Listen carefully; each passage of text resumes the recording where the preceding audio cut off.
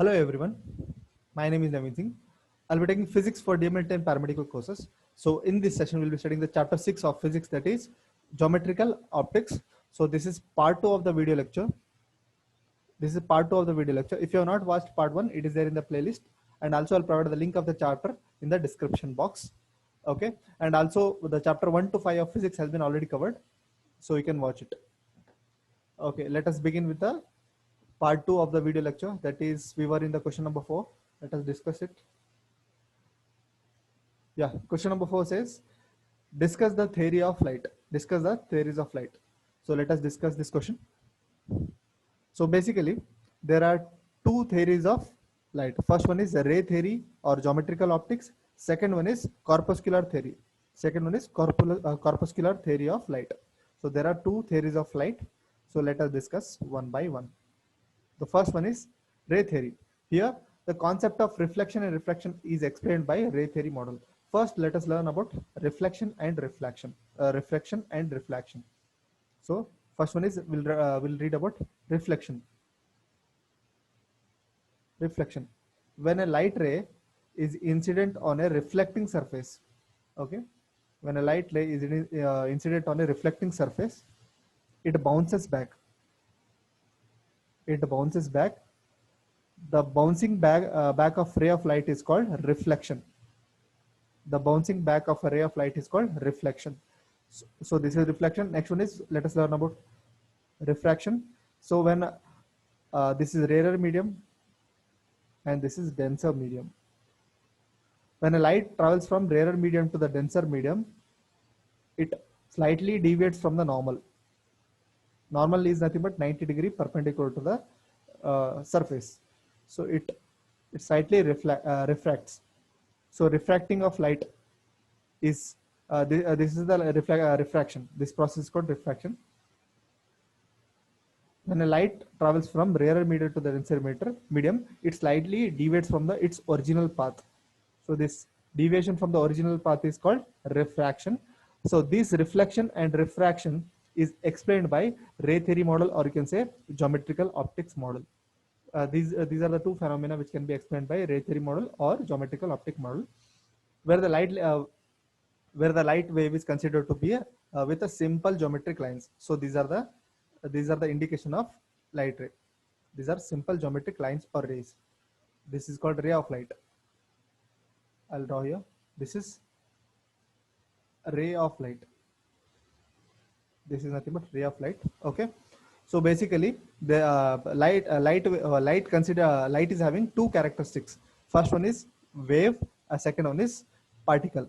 So it has two characteristics, or you can say properties. Light has both wave property as well as particle property. So the light is having two properties. First one is wave property. Second one is particle property. Hence, more portrayal of its behavior is seen in the combination of electromagnetic or quantum theory. That is, the combination of these two theories can be explained in the electromagnetic and quantum theories. However, it does not mean that it is absolute. Absolute means complete. So ray theory is not complete theory, or you can say final theory. Okay, there is another theory that where the light is considered to be a wave. Okay, next one. Next theory is corpuscular theory of light. It states that corpuscular theory of state that light is made up of small discrete particles. So light is made up of small discrete particles, that is called corpuscles, or it can say little particles in the form of, you can say, packets. Okay, which travel in a straight line with a finite velocity. So light always travel in a straight line with a finite velocity. Everyone might be knowing that the speed of light is 3 into 10 raised to the power of 8 meter per second. So this is the speed of light. The finite velocity is nothing but 3 into 10 raised to the power of 8 meter per second, and possesses impetus. That is, impetus meaning momentum. Impetus meaning momentum. So impetus meaning momentum. Okay. So let us study the two characteristics of corpuscular theory. So this theory was developed by Sir Isaac Newton. So this theory was given by Sir Isaac Newton. Okay. So let us study the characteristics of this. every source of light emits a large number of tiny particles known as corpuscles, okay, that are known as corpuscles, which in which the medium is surrounding the source. For example, this is the light source. This is the light source.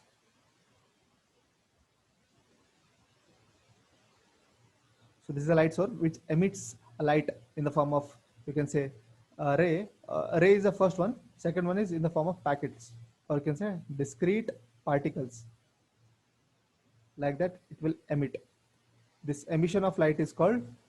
This can be in the form of large. It will emit in the form of large number. So it will be in terms of trillions. Okay. This can be explained by so this number of particles will be emitted by this light sources in the form of trillions, and it will be tiny particles. These are called tiny particles called corpuscles. These are called corpuscles. These are called corpuscles.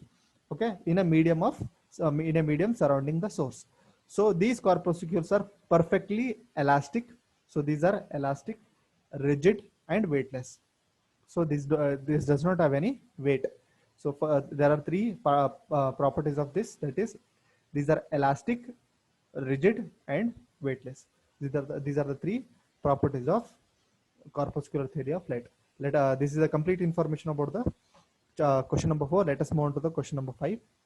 That is, question number 5 says, define mirror, explain the types of mirror. So define mirror, explain the types of mirror. So let us discuss this question.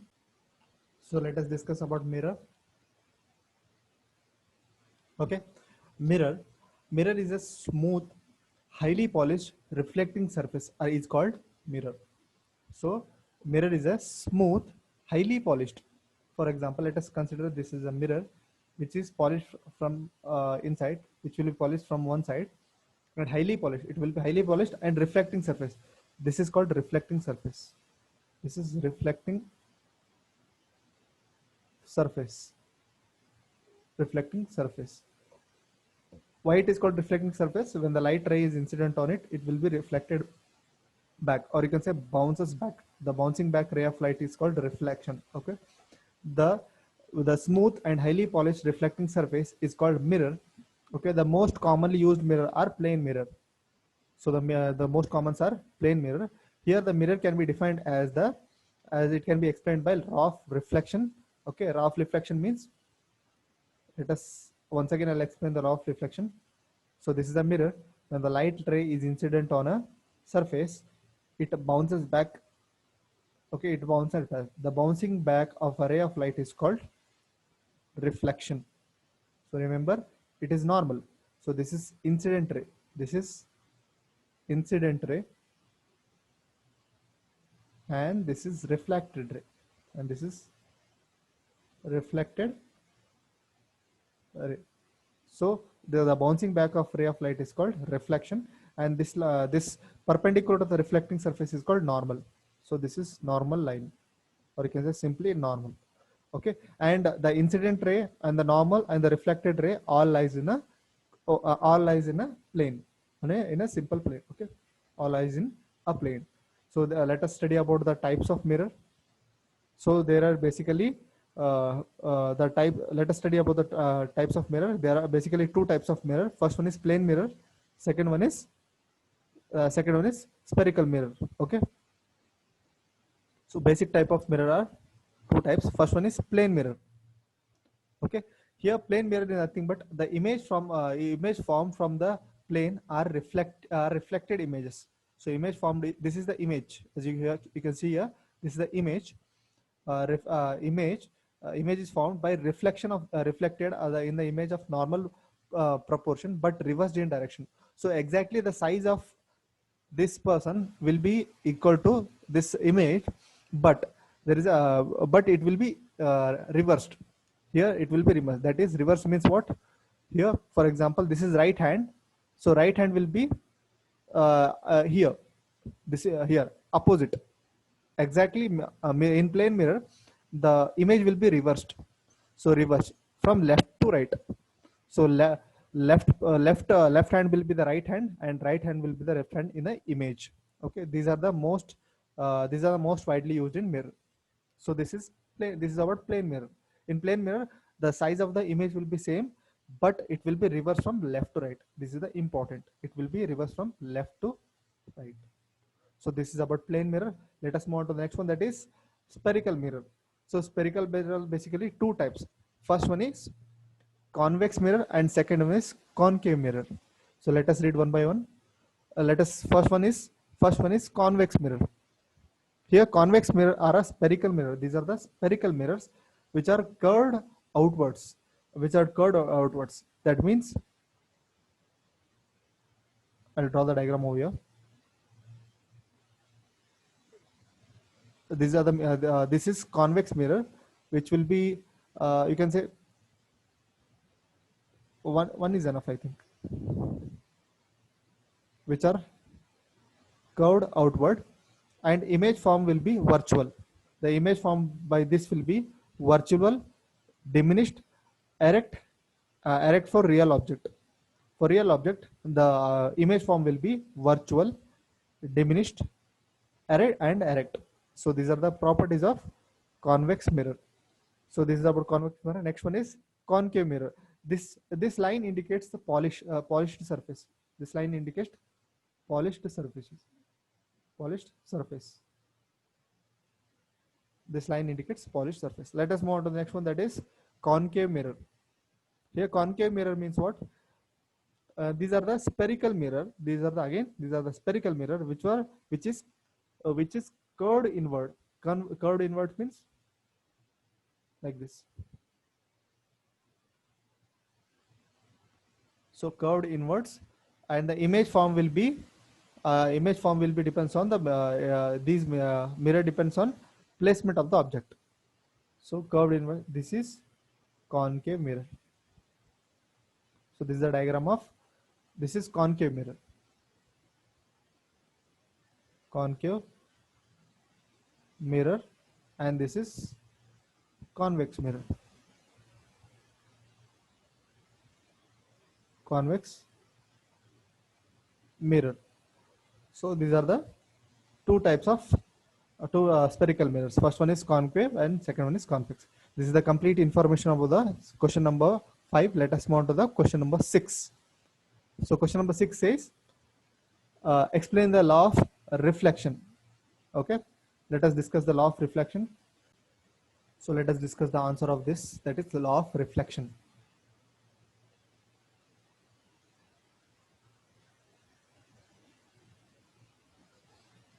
So let us understand the law of reflection by this diagram. So basically this is incident ray. As you can see here, this is incident ray, this is incident ray, and this is reflected ray, and this is a mirror. As you can see, this is mirror. Okay, in mirror it will be coated. This represents coating, right? These are the lines which are indicating coating from one side. So this will be highly polished. Okay, because of that polished because of this polished reason, the light will be reflected. So again I'll repeat the definition of reflection. The bouncing back of a ray of light is called reflection. So why it is getting reflected? Because of polished surface. The bouncing back of ray of light is called reflection. So let us discuss the what is the question says discuss the law of reflection. So let us discuss the law of reflection. Here law of reflection means the angle of incident. That is first thing we should know the meaning of incident ray and angle of incidence. Here first thing is angle of incidence means this is normal line. Normal means perpendicular to the reflecting surface is called, this is a perpendicular line. Perpendicular means 90 degree. Okay, perpendicular to the reflecting surface is called normal line. So this is normal, or you can say normal line, or simply normal. You can call it as normal. Okay, normal is nothing but perpendicular to the reflecting surface is called normal, and the angle between incident ray and the normal is called angle of incident. So this is angle of incident, that is represented by θ1, and the angle between the reflected ray and the normal is called angle of reflection. So this is θ2, and angle of reflection says angle of incident is always equal to angle of reflection. That is it is saying that θ1 is equal to θ2, or you can say θi. Θi means angle of incidence, is equal to, or it is always equal to theta r. So that is angle of reflection. This is the law of reflection. This is the statement of law of reflection. That is, angle of incident is always equal to angle of reflection. Okay, this is the meaning of angle of reflection. Once again, we'll repeat this. Okay, the principle, you can say it, the law of reflection is defined as the principle when the light ray falls on the smooth surface, you can say polished surface, the angle of reflection is always equal to the angle of incidence. The angle of reflection is always equal to angle of incidence. And also the incident ray, reflected ray, and normal to the surface lies in a same plane. This is the very important question. You can put star mark for this. So this is law of reflection. Only thing you need to remember is angle of incident is always equal to angle of reflection. This is law of reflection. So this is the complete information about the question number 6. Let us move on to the question number 7. That is, explain laws of refraction. So let us discuss about laws of refraction.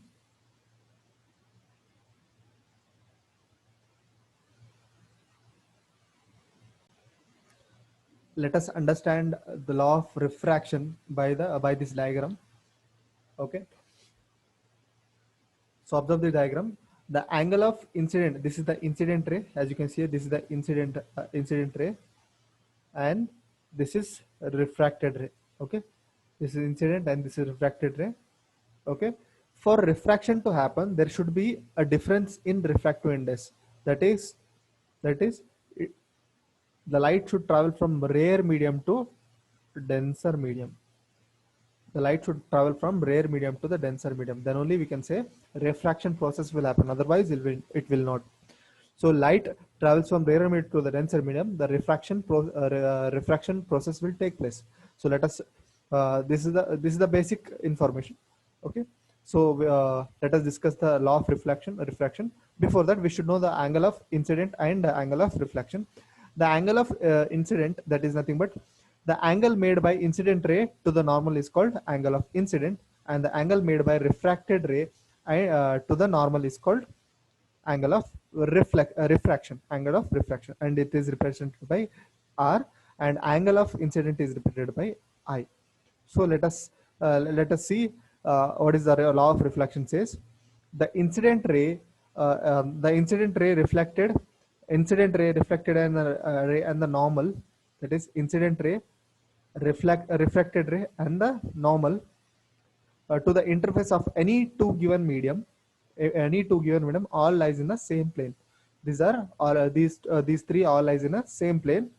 Okay, that is this is the actual definition of law of reflection. That is, ratio of sine of angle of incident to the sine of angle of refraction is always constant. That is, sine of angle of incident is always equal to sine of angle of reflection is always constant. That constant is nothing but sine of angle of incident is equal to sine of angle of reflection is equal to it is equal to n1 by n2 is equal to n2 by n1, or we can say n1 sin theta 1 is equal to n2 sin theta 2. n1 sine of angle of I is equal to n2 into sine of angle of reflection. So we can say this is the law of refraction.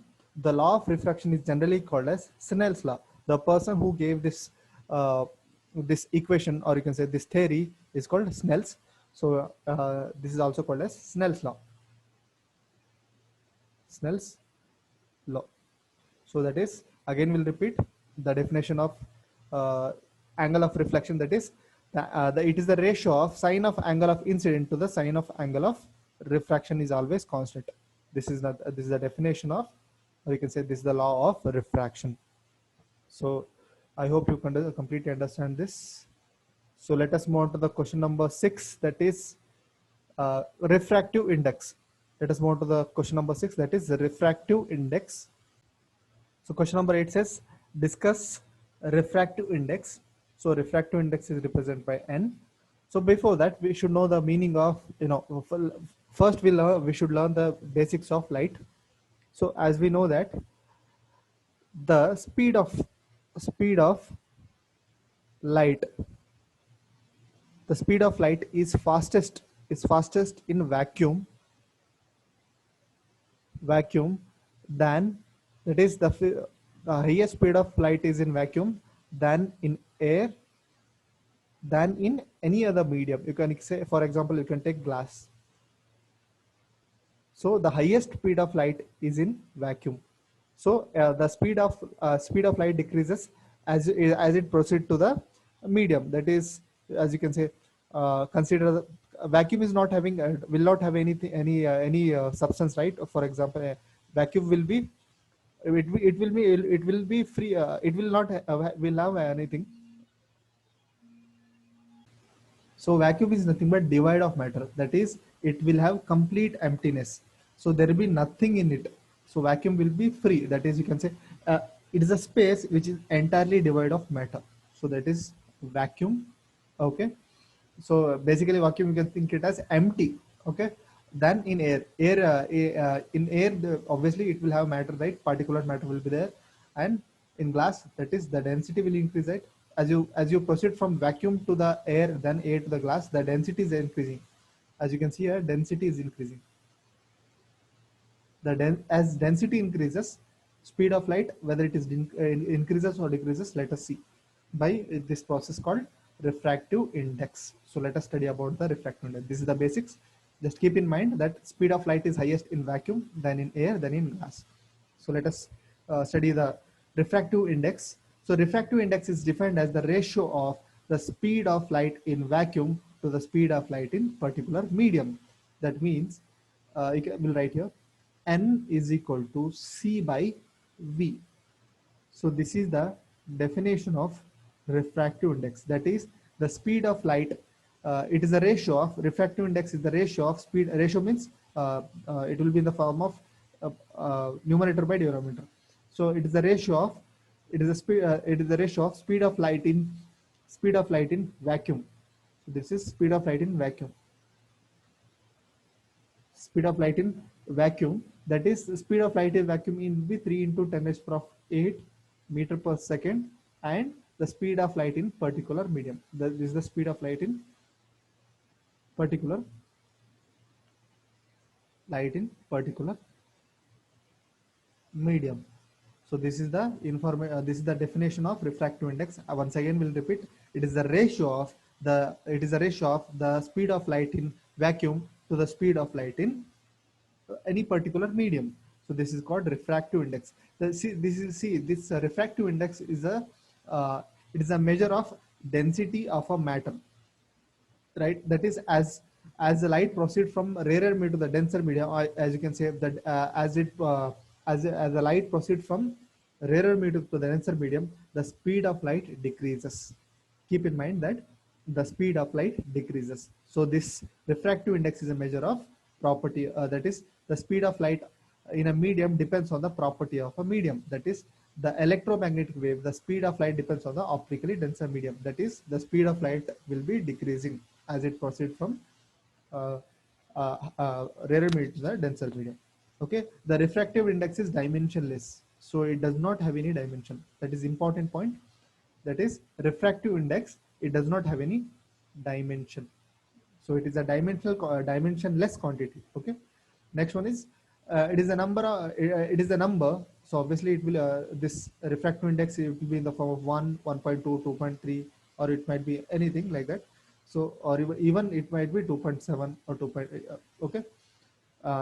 It is a number that indicates that number of times slower than the light. That is, it is a number indicates that number of times slower than the light wave would be in a material than in vacuum. It is a refractive index is a comparison. That is how many times it is getting slower. That is light. Obviously, light proceeds from a vacuum to the denser medium, right? So in denser medium, the speed of light will be reduced. So this refractive index tells that the speed of light is how many times it is decreasing. Okay. So this is the statement which tells like this. It is a number of times that indicates the number of times slower than the light wave would be in material than in vacuum. Next point, the refractive index is represented by n, small n. We already discussed this. The velocity of light in a vacuum is which will be in a medium, it represented by v. The formula for this is, again we have discussed this, that is n is equal to c by v. So here the n is refractive index. This is refractive index, and refractive index, c is the velocity in vacuum. C is the velocity in vacuum, and V is the substance, or you can say velocity of light in a particular medium, or you can say particular substance. Okay, and the vacuum is having refractive index 1. In vacuum, the speed of the light is highest, right? So the refractive index will be highest, that is 1. 1 is the highest refractive index. Next, the refractive index of other materials, that is denser materials, can be calculated by this equation. This above equation, and some of the refractive index you need to remember, that is air, that is 1.0003. that is, you can basically think it as 1, round it up to 1. The refractive index of air is 1. The refractive index of water is 1.333, that is 2 by that is 2/3, you can say 2/3. Okay, next one is diamond, that is 2.417, ice 1.31, and ethyl alcohol, that is 1.36. These are the refractive index of in a medium. This is the refractive index in a medium. Let us move on to the next question, that is critical angle. Explain about critical angle. So let us discuss the critical angle. Okay, so we'll consider some 3 diagrams. Wait a second.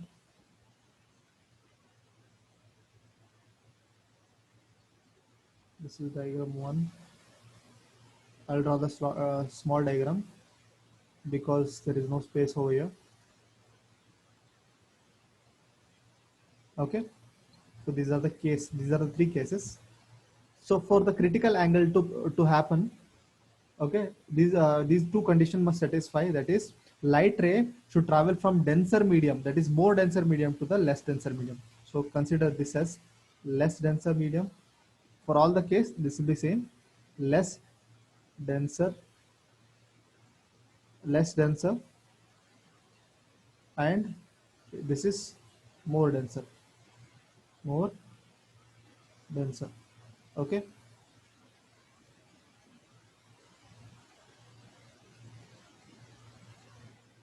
okay.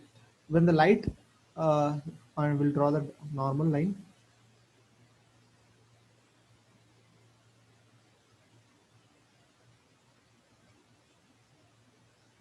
Okay, for example, case 1, this is case 1, case 2, and case 3. Okay, so in case 1, for example, we'll take some angle. At a particular angle, at some angle, the when the ray of light passes from denser medium to the rarer medium, it is refracted. Okay, some particular point. At a particular point, the same ray of light at a particular angle, when the light ray travels from the denser medium to the rarer medium, it grazes over the surface. That is, it grazes over the surface. This grazing over the surface is called critical angle. Above which particular angle, this is the particular angle. This particular angle is called critical angle. Above which, if you send the ray of light, it will be reflected back. It is reflected back to the same medium, same denser medium. This is called total internal reflection. The second case is critical angle. This is TIR, that is total internal reflection, and this is normal refraction. Okay, let us repeat once again. For a critical angle to happen, there must be 2 conditions to satisfy. That is, light should travel from denser medium to the rarer medium. Important, that is, light should travel from the denser medium to the rarer medium. Next one is the angle of incident for a ray of light should be greater than the critical angle. For a critical angle, obviously it will rise over the surface, okay, below which it is refracted and above which it is total internal reflected. At a particular angle, the light ray will be grazing over the surface of a denser medium. This grazing over the surface of a denser medium is called critical angle. This at a particular angle, the light ray will be grazing over the surface, above which it is totally internally reflected, below which it is a normal refraction. So this is the definition of critical angle.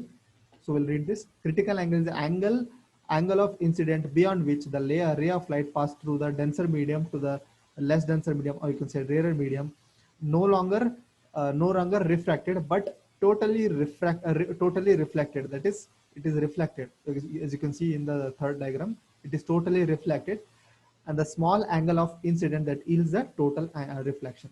So this is about critical angle. This is the complete information about the critical angle.